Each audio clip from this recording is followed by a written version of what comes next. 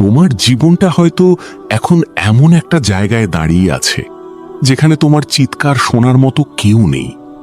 তোমার লড়াইগুলো শুধু তোমার একার। তোমার চোখের জলটা তোমার বালিশ ছাড়া আর কেউ চেনে না। তোমার সব চেষ্টা, সব পরিশ্রমকে যখন মানুষ পাগলামি বলে উড়িয়ে দেয়, যখন তোমার স্বপ্নগুলোকে নিয়ে তারা হাসাহাসি করে আর তোমার ভেতরের আগুনটাকে তারা দেখতে পায় না, তখন মনে হয় এই পৃথিবীটা শায়দ তোমার জন্য নয়। এই অনুভূতিটা তোমার খুব চেনা, তাই না? যখন তুমি একটা ভিড়ের মধ্যে থেকেও নিজেকে একা অনুভব করো, যখন তোমার উপস্থিতিটা কারোর চোখে পড়ে না, তোমার মতামতটার কোনো দাম থাকে না, যখন তোমাকে বারবার প্রমাণ করতে হয় যে তুমিও কিছু করতে পারো, কিন্তু শেষ পর্যন্ত সবাই তোমাকে একজন সাধারণ হেরে যাওয়া মানুষ হিসেবেই দেখে। এই অবহেলা, এই অপমান, এই অস্তিত্বহীনতার যন্ত্রণাটা তোমাকে কুড়ে কুড়ে খায়। তুমি দিনের পর দিন এই কষ্টটা নিয়ে বেঁচে আছো। একটা মুখোশ পরে সবার সাথে হাসি মুখে কথা বলো, কিন্তু রাতের অন্ধকারে যখন একা থাকো তখন সেই আসল তুমিটা বেরিয়ে আসে। এক ক্লান্ত, বিধ্বস্ত, হতাশ সৈনিক যে নিজের সাথেই যুদ্ধ করতে করতে ক্লান্ত। কিন্তু আজ আমি তোমার সেই ক্লান্ত রূপটা দেখতে আসিনি। আমি তোমার ক্ষতের উপর মলম লাগাতেও আসিনি। আমি এসেছি সেই ক্ষতগুলোকে জাগিয়ে তুলতে। আমি এসেছি তোমার ভেতরে জমে থাকা সেই অপমান আর ক্ষোভের আগুনে ঘি ঢালতে। কারণ কিছু আগুন নেভাতে নেই বন্ধু, কিছু আগুনকে দাবানলে পরিণত করতে হয়। এই যে চারপাশের পৃথিবী তোমাকে দুর্বল ভাবে, তোমাকে সাধারণ ভাবে, তোমাকে পায়ের তলা ধুলোর মতো মনে করে, এটা তাদের দোষ নয়, এটা তোমার দোষ। হ্যাঁ, ঠিকই শুনেছ, এটা তোমার দোষ। কারণ তুমি তাদের এটা বিশ্বাস করতে দিয়েছ। তুমি তোমার আচরণ দিয়ে, তোমার নীরবতা দিয়ে, তোমার মেনে নেয়া দিয়ে তাদের বুঝিয়ে দিয়েছ যে তুমি দুর্বল। তুমি নিজেকে এতটাই সস্তা করে ফেলেছ যে যে কেউ এসে তোমাকে ব্যবহার করে চলে যেতে পারে, অপমান করে চলে যেতে পারে, আর তুমি কিছুই বলো না। তুমি ভাবো চুপ করে থাকলেই সব ঠিক হয়ে যাবে। কিন্তু ইতিহাস সাক্ষী আছে, নীরবতা দুর্বলদের আরো দুর্বল করে আর অত্যাচারীকে আরো শক্তিশালী করে। ছবিতে যে লেখাটা আছে সেটা একবার মন দিয়ে পড়ো। নিজেকে এমন শক্তিশালী বানাও মানুষ যেন ভয় পায়। এই ভয় শব্দটা শুনে আটকে ওঠো না। এই ভয় মানে গুন্ডামি বা সন্ত্রাস নয়। এই ভয় হলো সমীহ, এই ভয় হলো সম্মান, এই ভয় হলো তোমার ক্ষমতার প্রতি অন্যদের স্বীকৃতি। যখন জঙ্গলের রাজা সিংহ হেঁটে যায় তখন হরিণের দল ভয়ে দৌড়ে পালায়।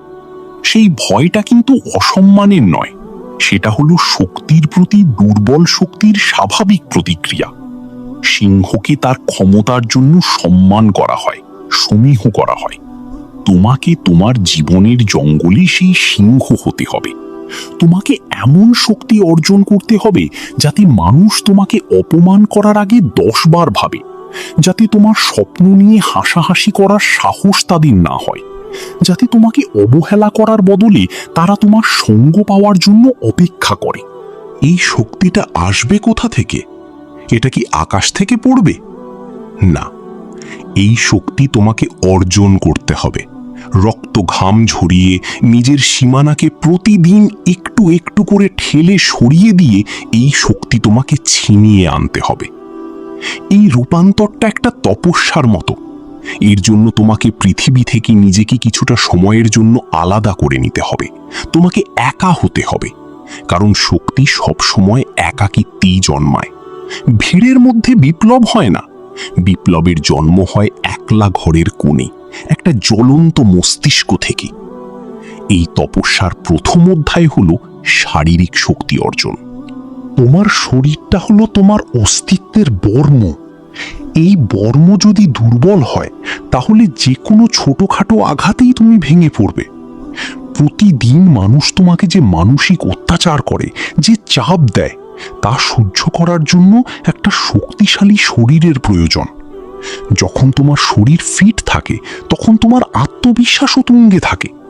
তুমি যখন একটা ছেঁড়া গেঞ্জি পরেও আয়নার সামনে দাঁড়াও, তোমার চওড়া কাঁধ, তোমার শক্ত হাত, তোমার টান টান পেটটা তোমাকে একটা বার্তা দেয়, আমি দুর্বল নই, আমি লড়তে জানি। জিমে যাও। যদি জিমে যাওয়ার সামর্থ্য না থাকে, মাটিতে পুশ আপ দাও, দৌড়াও, নিজের শরীর থেকে ঘাম ঝরাও। এই ঘামের প্রতিটি ফোঁটা তোমার দুর্বলতাকে ধুয়ে মুছে দেবে। যখন তুমি ওয়েট তুলবে, তখন শুধু লোহার ওজন তুলছো না, তুমি তোমার জীবনের সব অপমান, সব ব্যর্থতার ওজন তুলছো।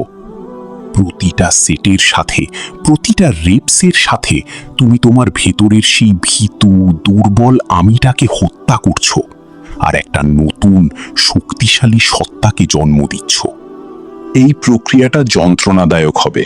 তোমার মাংসপেশি ছিঁড়ে যাবে, তোমার সারা শরীরে ব্যথা হবে, তোমার মনে হবে আর পারছি না। ঠিক সেই মুহূর্তেই তোমাকে চালিয়ে যেতে হবে, কারণ যন্ত্রণার পরেই শক্তির জন্ম হয়। A phoenix rises from the ashes. তুমিও সেই যন্ত্রণার ছাই থেকে একটা নতুন মানুষ হয়ে জন্ম নেবে। কয়েক মাস পর যখন তুমি আয়নার সামনে দাঁড়াবে, তুমি নিজেই নিজেকে চিনতে পারবে না। তোমার হাঁটা চলা বদলে যাবে, তোমার তাকানোর ভঙ্গি বদলে যাবে, তোমার কাঁধটা আর ঝুঁকে থাকবে না, সোজা হয়ে যাবে। মানুষ যখন তোমার দিকে তাকাবে, তারা তোমার চোখে মুখে একটা অন্যরকম তেজ দেখতে পাবে। তারা বুঝবে এই মানুষটাকে আর ধাক্কা দেওয়া যাবে না। এটাই হলো শারীরিক শক্তির প্রথম ধাপ। এটা শুধু পেশি তৈরি করা নয়, এটা হলো নিজের প্রতি সম্মান তৈরি করা। যে নিজেকে সম্মান করে, পৃথিবীও তাকে সম্মান করতে বাধ্য হয়। কিন্তু শুধু শরীরই শক্তিই যথেষ্ট নয়। একটা দৈত্যের মতো শরীর কিন্তু খরগোশের মতো ভীতু মন নিয়ে তুমি কোনো যুদ্ধই জিততে পারবে না। তাই তোমার তপস্যার দ্বিতীয় এবং সবচেয়ে গুরুত্বপূর্ণ অধ্যায় হলো মানসিক শক্তি অর্জন করা। মানসিক শক্তি আসল শক্তি। তোমার শরীর হয়তো লোহার মতো শক্ত হতে পারে, কিন্তু মনটা যদি কাঁচের মতো ভঙ্গুর হয়, তাহলে সামান্য আঘাতেও তুমি চুরমার হয়ে যাবে। মানসিক শক্তি আসে জ্ঞান থেকে, অভিজ্ঞতা থেকে আর আত্মনিয়ন্ত্রণ থেকে। প্রথমেই আসি জ্ঞানের কথায়। বই পড়ো। হ্যাঁ, বই পড়ো। আজ থেকে সোশ্যাল মিডিয়াতে অকারণে ঘন্টার পর ঘন্টা নষ্ট করা বন্ধ করো। ওই সময়টা বই পড়ো। পৃথিবীতে যত সফল আর শক্তিশালী মানুষ আছে, তাদের প্রত্যেকের একটা অভ্যেস কমন, তারা বই পড়ে। বই তোমার চিন্তার জগৎকে এক্সপ্যান্ড করে দেবে, তোমাকে নতুন পার্সপেক্টিভ দেবে। যখন তুমি জানবে, যখন তোমার কাছে তথ্য থাকবে, তখন তোমার কথা বলার ধরন বদলে যাবে। তুমি আর বোকার মতো চুপ করে থাকবে না বা আজে বাজে কথা বলবে না। তুমি যুক্তি দিয়ে কথা বলতে শিখবে। মানুষ তোমার কথা শুনতে বাধ্য হবে। জ্ঞান তোমাকে এমন এক আত্মবিশ্বাস দেবে যা হাজারটা জিমে গিয়েও পাওয়া সম্ভব নয়। কারণ পেশির শক্তি দেখানো যায়, কিন্তু জ্ঞানের শক্তি অনুভব করানো যায়, আর মানুষ অনুভবকেই বেশি ভয় পায়। এরপর শিখতে হবে নিজের আবেগকে নিয়ন্ত্রণ করতে। এটাই মানসিক শক্তির সবচেয়ে বড় পরীক্ষা। যে তোমাকে অপমান করেছে, তার উপর সঙ্গে সঙ্গে চিৎকার করে ঝাঁপিয়ে পড়াটা শক্তির লক্ষণ নয়, এটা চরম দুর্বলতার লক্ষণ। এটা প্রমাণ করে যে তোমার নিজের ওপর কোনো নিয়ন্ত্রণ নেই। তোমার রিমোট কন্ট্রোলটা অন্যের হাতে। সে ইচ্ছে করলেই তোমাকে রাগিয়ে দিতে পারে, কাঁদিয়ে দিতে পারে। আসল শক্তি হলো নীরবতায়। তোমার জবাব তুমি মুখে দেবে না, তোমার জবাব দেবে তোমার কাজ। তোমার সাফল্য হবে তোমার সবচেয়ে বড় প্রতিশোধ। যারা তোমাকে নিয়ে হেসেছিল, যারা তোমাকে ছেড়ে চলে গিয়েছিল, একদিন তারাই তোমার সাফল্যের গল্প অন্যদেরকে গর্ব করে বলবে। সেই দিনের জন্য অপেক্ষা করো আর নীরবে, দাঁতে দাঁত চিপে নিজের কাজ করে যাও। এই নীরবতা, এই ধৈর্য, এটা একটা আগ্নেয়গিরির শান্ত থাকার মতো। বাইরে থেকে শান্ত, কিন্তু ভেতরে লাভা ফুটছে। আর যখন সেই লাভা বেরোবে, তখন সবকিছু ছারখার করে দেবে। মেডিটেশন করো। প্রতিদিন অন্তত 10 মিনিট চোখ বন্ধ করে নিজের শ্বাসের উপর মনোযোগ দাও। আমাদের মনটা একটা পাগলা ঘোড়ার মতো, যে সবসময় এদিক ওদিক ছুটতে থাকে। মেডিটেশন হলো সেই ঘোড়ার লাগাম। এটা তোমার মনকে শান্ত করবে, তোমাকে ধৈর্য ধরতে শেখাবে। জীবনের সবচেয়ে বড় যুদ্ধগুলো গায়ের জোরে জেতা যায় না, মাথার জোরে জিততে হয়। আর মাথা ঠান্ডা রাখতে শেখাটাই হলো মানসিক শক্তির সবচেয়ে বড় পরীক্ষা। আর সবচেয়ে গুরুত্বপূর্ণ বিষয় হলো ব্যর্থতাকে আলিঙ্গন করতে শেখা। আমরা ব্যর্থ হতে ভয় পাই, লোকে কি বলবে, এই একটা প্রশ্ন আমাদের স্বপ্নগুলোকে অঙ্কুরেই বিনাশ করে দেয়। কিন্তু সত্যিটা হলো, যে কখনো হারেনি সে কখনো জেতার চেষ্টাই করেনি। ব্যর্থতা মানে শেষ নয়, ব্যর্থতা মানে নতুন করে শেখা। তোমার জীবনের প্রত্যেকটা ভুল, প্রত্যেকটা হার তোমাকে আরো শক্তিশালী করে তুলবে, যদি তুমি সেটা থেকে শিক্ষা নাও। একটা বাচ্চা যখন হাঁটতে শেখে সে 1000 বার পড়ে যায়, কিন্তু সে কি হাল ছেড়ে দেয়? সে কাঁদে, আবার উঠে দাঁড়ায়, আবার চেষ্টা করে, কারণ তার মাথায় লোকে কি বলবে এই ভাইরাসটা ঢোকেনি। তোমাকে আবার সেই বাচ্চাটার মতো হতে হবে। পড়ে যাওয়াটা স্বাভাবিক, কিন্তু পড়ে থাকার নামই হলো হেরে যাওয়া। তোমাকে উঠে দাঁড়াতে হবে, ধুলো ঝেড়ে আবার দৌড় শুরু করতে হবে, আগের চেয়েও বেশি গতিতে। এই শারীরিক আর মানসিক শক্তির সমন্বয় যখন তোমার মধ্যে ঘটবে, তখন তুমি এক অন্য মানুষে পরিণত হবে। তুমি একা হাঁটবে, কিন্তু তোমার ছায়া দেখেও মানুষ পথ ছেড়ে দেবে। তুমি কম কথা বলবে, কিন্তু তোমার বলা প্রত্যেকটা শব্দের ওজন হবে। তুমি শান্ত থাকবে, কিন্তু তোমার নীরবতাও একটা বার্তা দেবে। এই যাত্রাপথে তুমি অনেক বন্ধু হারাবে, অনেক আত্মীয় তোমাকে ভুল বুঝবে, তুমি একা হয়ে যাবে। কিন্তু ভয় পেও না, মনে রাখবে পাহাড়ের চূড়া সব সময়ই একাকী হয়। ঈগল একা ওড়ে, কিন্তু হাঁস মুরগি দলে চড়ে। তোমাকে সিদ্ধান্ত নিতে হবে, তুমি ঈগল হবে নাকি মুরগি। এই রূপান্তরটা সহজ হবে না, পথে 1000টা বাধা আসবে, মানুষ তোমাকে টেনে নামানোর চেষ্টা করবে। তুমি বারবার পড়বে, বারবার আঘাত পাবে, তোমার শরীর ব্যথা করবে, তোমার মন ভেঙে যেতে চাইবে। এমন অনেক রাত আসবে যখন তোমার বালিশটা চোখের জলে ভিজে যাবে, আর তুমি আকাশকে জিজ্ঞেস করবে, কেন আমার সাথেই এমন হয়? কিন্তু তোমাকে থামলে চলবে না। যখন শরীর আর চলতে চাইবে না, তখন মনকে বলবে, আর মাত্র একটা স্টেপ। যখন মন হার মেনে নিতে চাইবে, তখন আত্মাকে বলবে, আমার জন্ম হেরে যাওয়ার জন্য হয়নি। প্রতিদিন সকালে ঘুম থেকে উঠে নিজেকে বলো, আজকের দিনটা আমার, আজ আমি গতকালের চেয়েও শক্তিশালী হব। আর প্রতি রাতে ঘুমাতে যাওয়ার আগে নিজেকে প্রশ্ন করো, আজ আমি আমার লক্ষ্যের দিকে এক পা হলেও এগিয়েছি তো? এই ছোট ছোট পদক্ষেপগুলোই একদিন তোমাকে তোমার গন্তব্যে পৌঁছে দেবে। এই তিলে তিলে জমানো শক্তি একদিন তোমাকে অপ্রতিরোধ্য করে তুলবে। কিন্তু এই তপস্যা এখনো অসম্পূর্ণ। তুমি তোমার শরীরকে বানিয়েছ দুর্ভেদ্য বর্ম, আর মনকে বানিয়েছ ধারালো তরবারি। কিন্তু এই আধুনিক পৃথিবীতে যুদ্ধ জেতার জন্য আরও একটা অস্ত্রের প্রয়োজন। সেই অস্ত্র ছাড়া তোমার সমস্ত শক্তি, সমস্ত জ্ঞান অসম্পূর্ণ থেকে যাবে। সেই অস্ত্রটা হলো আর্থিক শক্তি।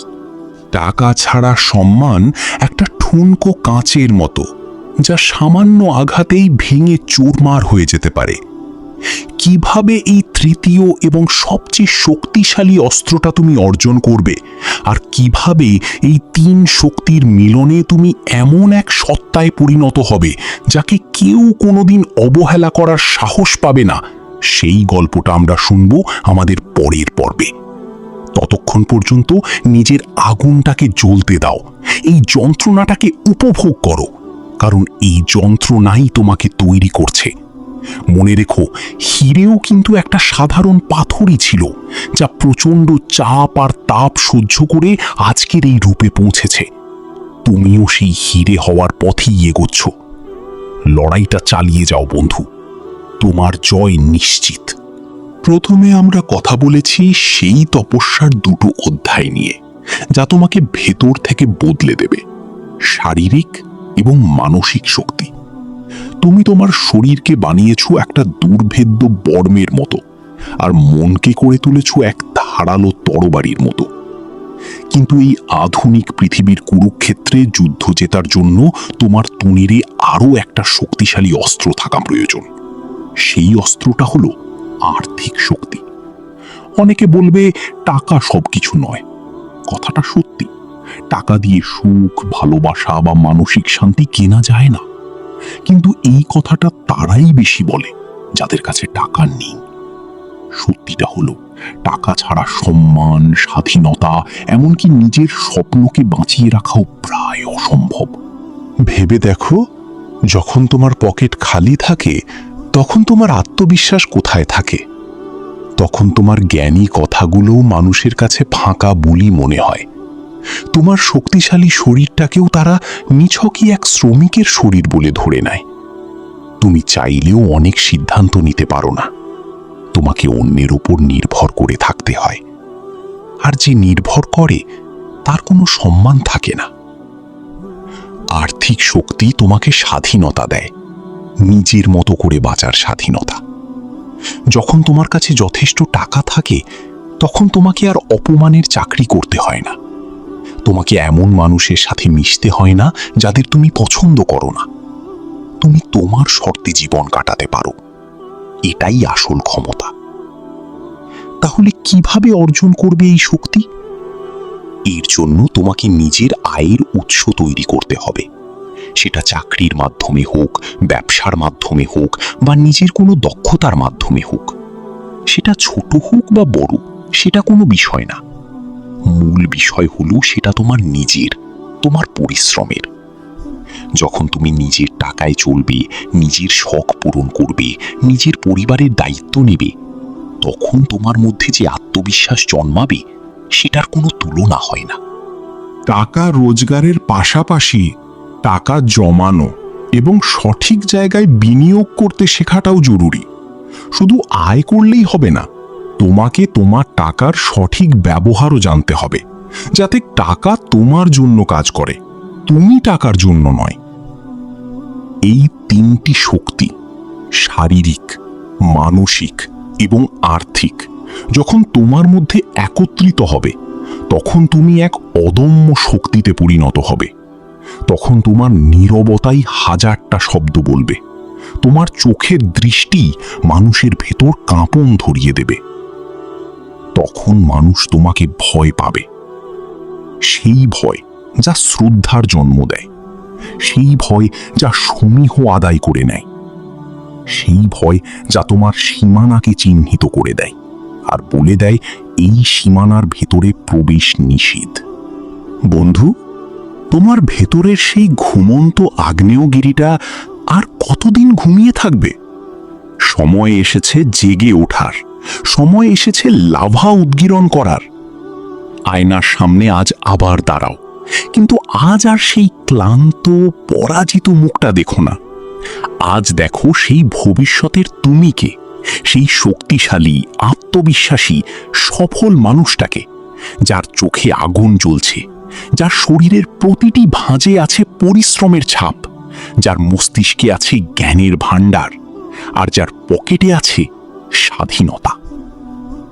আর সেই দিন যখন তুমি তোমার লক্ষ্যে পৌঁছাবে, যখন তুমি সেই শক্তিশালী মানুষটায় পরিণত হবে, তখন পিছনে ফিরে তাকালে দেখবে যারা তোমাকে নিয়ে হাসতো তারা আজ তোমার জন্য হাততালি দিচ্ছে। যারা তোমাকে এড়িয়ে চলতো তারা আজ তোমার সাথে একটা ছবি তোলার জন্য মুখিয়ে আছে। এটাই হবে তোমার আসল জয়, এটাই হবে তোমার আসল প্রতিশোধ। তোমার সাফল্যই হবে তাদের মুখের ওপর সবচেয়ে বড় চড়। তাই ওঠো বন্ধু, আর সময় নষ্ট নয়। তোমার ভেতরের সিংহটাকে জাগিয়ে তোলার সময় এসে গেছে। যাও আর নিজের সাম্রাজ্য তৈরি করো, এমনভাবে তৈরি করো যেন তোমার নামটা শুনলেই মানুষের মনে ভয় আর শ্রদ্ধার একটা মিশ্র অনুভূতি তৈরি হয়। কারণ সাধারণ হয়ে বেঁচে থাকার জন্য তোমার জন্ম হয়নি, তোমার জন্ম হয়েছে একজন রাজা হওয়ার জন্য, তোমার নিজের জীবনের রাজা। যাও আর সেই সিংহাসনটা দখল করো। ওটা তোমারই প্রাপ্য।